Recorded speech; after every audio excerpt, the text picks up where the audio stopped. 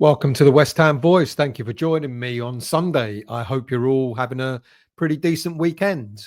Congratulations to Crystal Palace and to Nottingham Forest for making it to the semi-finals of the FA Cup after beating Fulham and Brighton respectively in their quarter-final games. What a good season Palace are having after such a poor start and the threat that Oliver Glasner was once considered to be at risk of losing his job.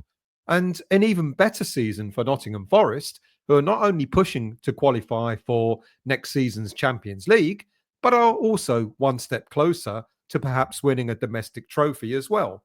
Still, let's not look on with envy. West Ham fans will know how their respective fans probably are feeling right now as they edge that bit closer to winning a trophy. So good luck to them. But let's focus on us, shall we? There's so much speculation as to who will be leaving West Ham in the summer that it's quite difficult to keep up with all the latest rumours. No sooner do we hear that players X, Y, or Z are leaving, the next minute we hear that players X, Y, or Z are actually part of Graham Potter's plans and will be staying. Now, the truth is, we simply don't know what Graham Potter is planning at this stage of the season.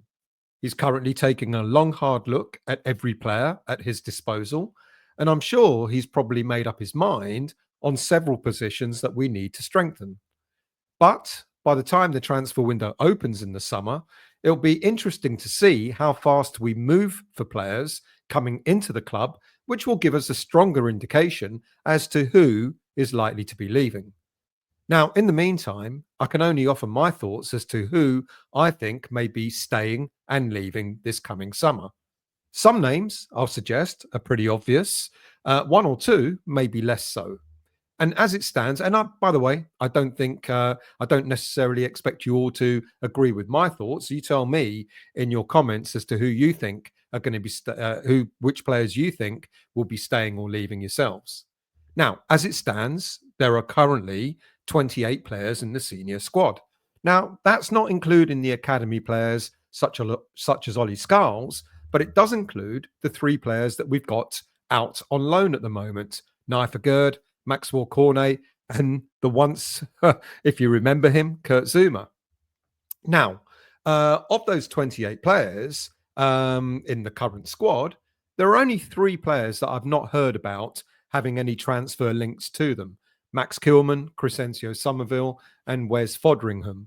But no doubt, by the time the summer transfer window opens, it would not surprise me one bit if we get to hear rumours linking those three players away from West Ham as well. So that means if we believe everything that the ITKs, the journalists, and social media and mainstream media buffs tell us, up to 25 players could be leaving the club this summer. Well, that's clearly an awful lot of hogwash. But of those 25, how many could realistically be leaving West Ham United? Let's start with the six players whose contracts are coming to an end at the end of this season. They are, of course, Lucas Fabianski, Aaron Creswell, Kurt Zuma, Vladimir Soufal, Mikel Antonio, and Danny Ings. Now, every one of these players are well into their 30s. Fabianski will be turning 40 in April. And the Fabianski situation is somewhat of a conundrum.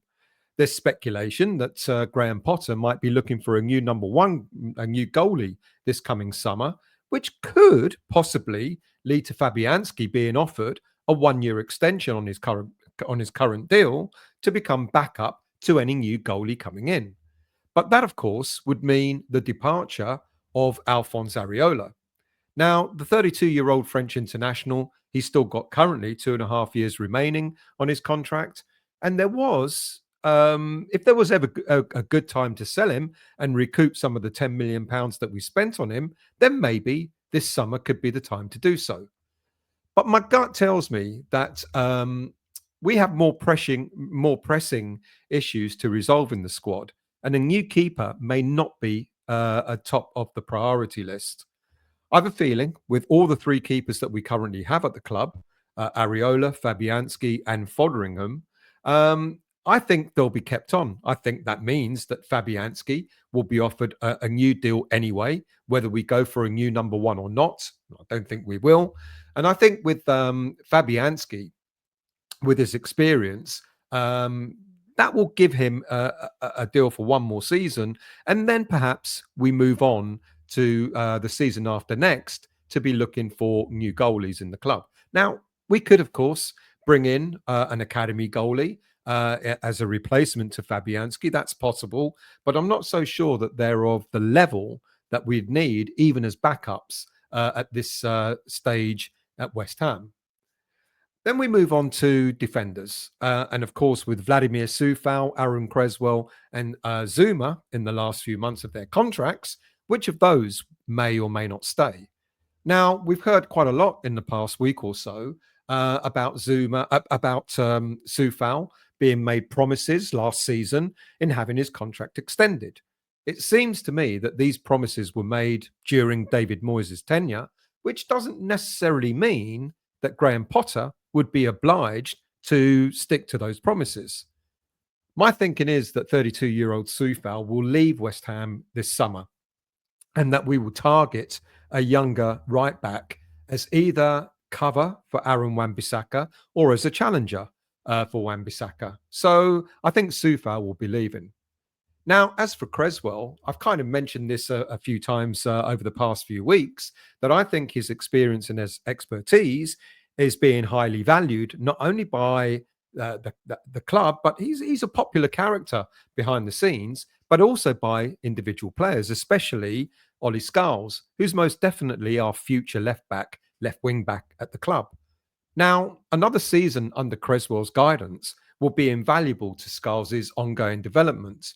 And I think that's why he's probably going to be given an extension on his current contract. Okay, Creswell's 35 years of age. I'm not suggesting for a moment that he's going to be playing regular football, but as a backup and as a mentor to Ollie Scholes, I can see that happening. As for Zuma, well, it took us quite a while to actually move him on to Saudi Arabia. And I don't think he's coming anywhere. Well, he'll be at the end of his contract as well. And I think we will bid him farewell. Then we come to our two strikers, Mikel Antonio and Danny Ings, both in their mid-30s, both on really high wages, and both have probably seen better days. Now, we've got the added, complication, I guess, the added issue of Antonio coming back from his horrific car crash. And despite his optimism, there's no real way of knowing whether he'll ever be able to play football at the highest level again. Now, I've alluded to this before, but I don't think sentiment is going to come into any decisions being made on keeping Antonio beyond the end of this season. West Ham are already in need of one, maybe two decent strikers, pacey strikers, younger strikers, and I doubt very much that Antonio, and certainly not Danny Ings, will have their contracts renewed.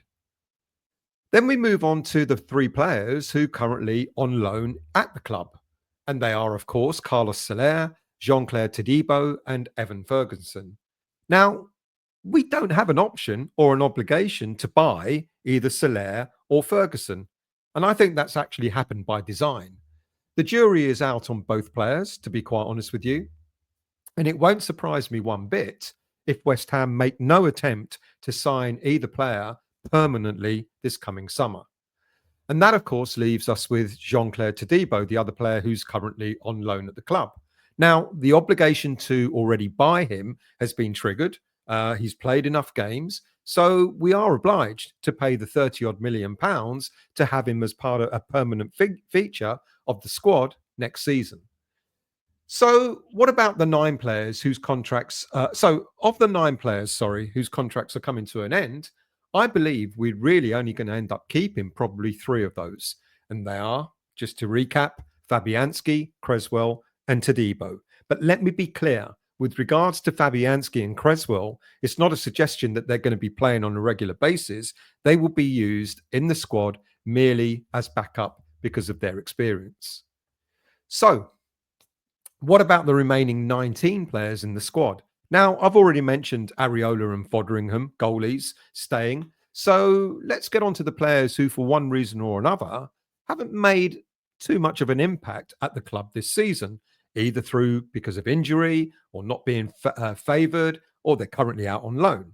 Now, they, of course, include Nicholas Fulkrug, um, Luis Guilherme, Guido Rodriguez, Knife Gerd, Andy Irving, and Maxwell Cornet. Now, it's actually difficult to determine what Graham Potter is going to do with some of these players. Now, I think it's pretty nailed on when it comes to Rodriguez that West Ham United are going to cash in on the player this coming summer. He's struggled with the pace of the Premier League, and he's very likely to be going back to Spain at the end of this season. And then we have a similar situation with Knife Gerd. Many fans will suggest that he's also struggled with the pace of the Premier League. Now, there's a lot of talk of Potter wanting to bring him back to the club at the end of the season to assess him directly. And I can see that happening potentially. But many fans would argue that the Premier League is not suited to the player. And he's having, quite clearly, a much better season on loan in Spain. And given that he's having a good season, his stock has risen quite considerably again. And if Graham Potter does decide to sell him, I think we'll get a pretty decent price on him if he goes on the market. And of course, 20 odd million pounds, 25 million pounds can go a long way towards replacing him with another central defender. Now, if rumours are to be believed, Graham Potter had put a stop to the sale of Luis Guilherme in the winter transfer window. It looked pretty certain that we would have recouped the money that we paid for him back in the summer. But clearly, Potter sees something in the player that he can work with. And Guilherme may well get his chance to shine at the club next season. So I'm not so sure that even though there's an awful lot of stories being linking him with a number of different clubs around Europe, I'm not so sure that Guilherme will be going anywhere. But let's see what happens. Another player who is could possibly be retained by Graham Potter is Andy Irving. Now, it's very interesting that Potter experimented with Irving on the left side of a back three in the recent friendly against Brentford during the international break. Now, could it be that Irving might become a very useful utility player operating in a number of positions for the club? It's highly possible. And then, of course, we come to Nicholas Fulkrug. Now, of course, he's been out injured for most of this season. However, it won't surprise me in the slightest if Graham Potter decides to hang on to the player, mainly because of the large number of players who are already linked to be leaving the club. By the time I get through this list, you'll see there'll be about a dozen or so players who are potentially going. So maybe Potter might be thinking there's far too many to lose in one go, and maybe someone like Fulkrug may be kept on for another season. But if he does get kept on, it's not that he's going to be an automatic starter for the club. He's going to be more of a backup striker rather than a striker that we start in most games. Despite turning 32, he is vastly experienced. And let's not forget, Potter and Macaulay signed Danny Welbeck at Brighton on a free transfer when the player was just turning 30, when they were both at the club. Now, I can certainly see Potter dipping into the transfer market for a younger, more agile striker, maybe two, as I said. But Fulkrug could be good as a backup if, of course, he stays fit. And then, of course, we come to dear old Maxwell Cornet. His loan spell at Genoa started off well, 6 appearances, 2 goals and 1 assist. However, he's missed the last 4 games due to a muscle strain. But having said that, he is expected to be back after the international break. Now, if he does return and pick up from where he left off, we might eventually say goodbye to Maxwell Cornet and actually move him on permanently after having such a dismal career at West Ham. Genoa manager and ex-Arsenal midfielder Patrick Vieira seems to like the player. And I think, if he does come back fit and ready, I think he will stay in Italy next season. So far, we've looked at 17 players, those whose contracts are coming to an end, those who are currently on loan at the club, and those who have made little or no impact at the club so far this season. That leaves us now to look at the remaining 11 players in the current squad. And they are Crescencio Somerville, James Ward-Prowse, Lucas Paqueta, Mohamed Kudus, Dinos Mavropanos, Edson Alvarez, Jared Bowen, Max Kilman, Thomas Soucek, Aaron Wan-Bissaka, and Emerson. Now, of those 11 players, I think it's pretty safe to say that 4 of those will be remaining at the club next season. Somerville, Bowen, Kilman, and Wan-Bissaka. I don't think they're going anywhere. And that's despite the rumours, which was started last week, suggesting that Liverpool are considering making a bid for Wan-Bissaka to be Trent Arnold's potential replacement. I'm not so sure. I doubt it very much that West Ham United are going to want to let one of our best players, probably our hammer of the year, be leaving in the summer. So what about the remaining 7 players then? Well, the first person I think is really going to be moved on is Dinos Mavropanos. He's definitely going to be a casualty of this summer's transfer window. It just hasn't worked out for Mavropanos over this season and last season, and he will probably almost definitely move back to a club in Europe, maybe back in Greece or maybe back in Germany. Emerson has kind of blown hot and cold for West Ham during his time at the club, but I like him. I think he's a decent player. However, with the emergence of Ollie Scholes, I think we will probably be seeing Emerson leaving the club as well this coming summer. And then we move on to James Ward-Prowse. Now, again, the jury is out on him. He's on very high wages for a player who's just turning 31 at the end of this year, and it could prove to be quite difficult to move him on. He still will have 2 years left on his contract at the end of this season. And if we are able to get a buyer for him, again, probably taking a huge loss on what we paid for him, then yes, he'll go. But I think Potter may just bite the bullet and see him keep him at the club for another season. Again, another experienced player who could be quite a useful squad player. And it's possible that Potter may keep him. That leaves us with 4 players that could walk into almost any Premier League team. And that, of course, is Soucek, Paqueta, Kudus, and Alvarez. Now, we know we need to bring in a solid box-to-box midfielder this coming summer. Someone with quite a lot of pace, someone who can sort of help the likes of Alvarez at the back, as well as helping the likes of, say, Paqueta or Kudus up front. Now, we do absolutely need a box-to-box midfielder. We need 1, maybe 2 agile strikers, and there's a chance we may have to sell one of these 4 midfielders in order to accommodate those 2 signings. Now, I mentioned some time ago that I think the squad is imbalanced. And one thing that is missing is that we do not have a player that can knit together the defense and the attack, hence the need for a box-to-box midfielder. Now, there are arguments for and against selling any of these players.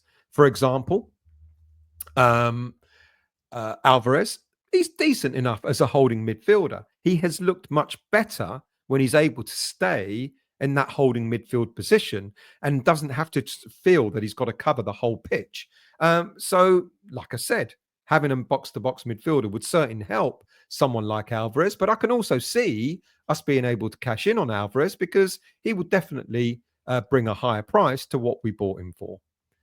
Then we have Soucek, and I know what a lot of fans think of Soucek, but yet, season in, season out, he's proved to be a valuable player to West Ham. And one viewer asked quite rightly recently, where would we be in the league this season and in previous ones if we didn't have Thomas Soucek's goals? And the truth is, probably a lot closer to relegation than we would have liked to have been. So I think Soucek will stay as well. And then, of course, we've got the conundrum that's Mohamed Kudus, a superb talent, currently going through a barren spell. And yet we know that if we sold him, he would be back to his best, unfortunately, for another team. My gut instinct tells me is that we would lose one of these 4 players, as I've said. But my feeling is that it won't be Kudus. It may not necessarily be Kudus, but it could be Lucas Paqueta. Now, of course, Lucas Paqueta is currently going through the FA hearing. We're through the second week. It's going to be heard for a third week. And then there's going to be more time taken before any decision is made on the player's future. But we could lose him because of the hearing. It could be banned, of course. But even if he is found not guilty of any of the charges, it's quite possible we may end up selling Lucas Paqueta this coming summer. Now, for me, I would keep Alvarez because of what I said earlier. I think he's the most natural defensive-minded midfielder that we have, and he would benefit from having a box-to-box midfielder alongside him. I really do like Souček for the input and the effort that he puts in, and of course the goals that he scores. But at 30, and with 2 years remaining on his contract, I can see the sense in selling him as well. But Potter may feel that he can continue to provide value and may want to hold on to him for at least another season. Now, in Graham Potter's mind, I'm sure that he would want to keep all 4 of these midfielders. But even he knows that he needs to change the players in order to change the style of play that we have. We need to be more attack-minded, and we need to have that striker in, and we need to have the box-to-box midfielder to be able to contribute towards that. So let's just recap. We have 28 players in total, of which up to 13 could possibly be leaving the club this summer. That's an awful lot of players in one go. And it will not surprise me in the slightest if Potter wanted to limit the number of players leaving at the end of this season. Sure, we can compensate by promoting maybe 3 or 4 players from the academy. We already know that Ollie Scarles has made it. There's an awful lot of talk about the likes of Freddie Potts coming into the squad. And then, of course, George Earthy and Lewis Orford are other players that could possibly be drafted in to the squad next season. But my gut feeling tells me is that Scarles has already made it. We know that. I've got a feeling that Freddie Potts will definitely be included in the squad. I think he's good enough to be so. But I'm not so sure about George Earthy and Lewis Orford.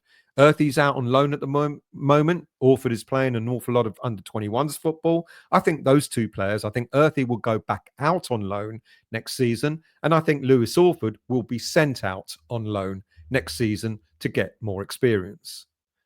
So what have we got? Well, if we do move on up to 13 players, you can see from this chart what we could recoup in terms of transfer values and in terms of saving money on salaries. I mean, there's an awful lot of players coming to the end of their contracts who we're going to get nothing for. And the players that we're going to be reliant on in order to recoup any transfer income are going to be the likes of Fulkrug, maybe 15 mil if we're lucky. Maybe Emerson, about 7 mil. Maybe we get about 9 million for Mavropanos. If we sell a Gerd, maybe 25 million or a bit more than that. Maybe we get 5 million for Rodriguez, maybe 5 million for Cornet. But the player that we could get an awful lot of money for, yes, of course, we can get even more money if we were selling Kudus, but we could get 40 million if Paqueta doesn't get found guilty of the FA charges and we end up selling him in the transfer market. But then you look at the salaries as well. It's quite a variance of salaries that these players are earning. So what does it all come to in the long run? If we sell up to 13 players, we could recoup anything up between 66 million to 106 million pounds in transfer fees. And the total wages saved for the year comes to a whacking 52 million pounds. Now, I know you're going to say, well, that we're not saving any money because we'll be spending money on salaries on players that come in. But I can virtually assure you that I don't think West Ham United are going to be looking for players coming into the club who are going to be on high wages. Macaulay and Potter always go for up-and-coming players, younger players, who are going to be on much lower salaries. So I think there's going to be a significant saving on salaries, even if we do bring in a number of players to replace the players that are leaving. So there you have it. You can see the bulk of the money is reliant on Paqueta leaving. But with so many question marks, what positions would Potter and Macaulay have to look at in terms of what they need to bring in? Well, Goalies, I've already said, I think we're going to probably keep all three keepers. Right backs, I think Soufal, as I've said, will leave. So I think we're going to need a backup for, or as a competitor for Wan-Bissaka. And then, dependent on Emerson, we may need a left back. Dependent on a Gerd, and I think Mavropanos will leave. I think we'll definitely need one or two centre backs, central midfielders, that box-to-box midfielder, of course. Attacking midfielders, I'm not so sure. You know, even if it's not Paqueta leaving, if it's Kudus leaving, I think we'll see Somerville come into his own next season. Guilherme, as I've said, I think will certainly be given a chance. But of course, we're also going to need one, maybe two strikers as well. That's it. Tell me what you think. Tell me what your thoughts are. Which players do you think will go? Which players would you like to see leaving? These are my thoughts. They're not accurate, of course. They're just thoughts. But do leave your comments as to what you think.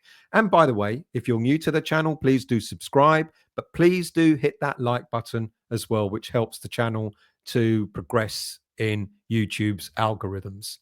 Thank you all for watching. Thank you all for listening. And I will see you all very soon.